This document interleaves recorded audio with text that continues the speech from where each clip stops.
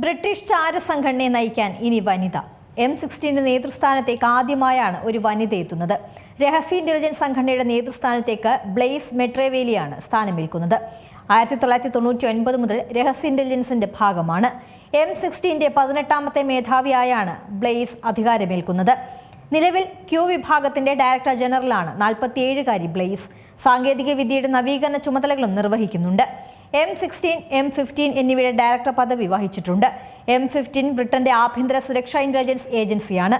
രഹസ്യ സംഘടനയുടെ സജീവമായ പ്രവർത്തനം നിർണായകമായുള്ള സമയത്താണ് ബ്ലെയ്സിനെ നിയമിക്കുന്നത്. 1909 ബ്രിട്ടീഷ് ചാരസംഘടന സ്ഥാപിതമായത്. സഹോദര സ്ഥാപനമായ M15 മേധാവി സ്ഥാനത്ത് 2 വനിതകൾ വന്നിട്ടുണ്ട്.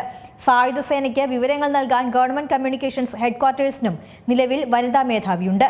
M16 മേധാവിയെ ചീഫ് എന്നതിന്റെ ചുരുക്കെഴുത്തായ C എന്ന പേരിലാണ് അറിയപ്പെടുന്നത്. മേധാവി മാത്രമാകും പൊതുവേദികളിലെത്തുകയും പൊതുജീവിതം നയിക്കുകയും ചെയ്യുന്നത്. നിലവിലെ മേധാവിയായ സർ റിച്ചാർഡ് മൂർ 5 വർഷമായി M16 നയിക്കുന്നുണ്ട്. ചാര ഏജൻസിയുമായി ബന്ധപ്പെട്ട് പുറത്തിറങ്ങിയ ഏക പേര് മേധാവിയുടേതു മാത്രമായിരിക്കും. ബ്രിട്ടീഷ് പൗരന്മാരുടെ സുരക്ഷ, അന്താരാഷ്ട്ര തലത്തിൽ രാജ്യത്തിന്റെ താൽപര്യങ്ങൾക്ക് പ്രചാരണം നൽകുക എന്നിവയാണ് ഏജൻസിയുടെ പ്രധാന ദൗത്യം. വിദേശകാര്യ സെക്രട്ടറിയുമായാണ് ഇവർ ആശയവിനിമയം നടത്തേണ്ടത്. രാജ്യസുരക്ഷ സംബന്ധിച്ച വിഷയം കൈകാര്യം ചെയ്യുമ്പോൾ ആരെയും വകവരുത്താൻ ചാര ഏജൻസി മേധാവിക്ക് ഉത്തരവിടാൻ അനുമതിയില്ല. വിദേശകാര്യ സെക്രട്ടറിയുടെ പ്രത്യേക അനുമതിയോടെ പ്രവർത്തിക്കാൻ ചാര ഏജൻസി മേധാവിക്ക് അനുമതിയുണ്ട്.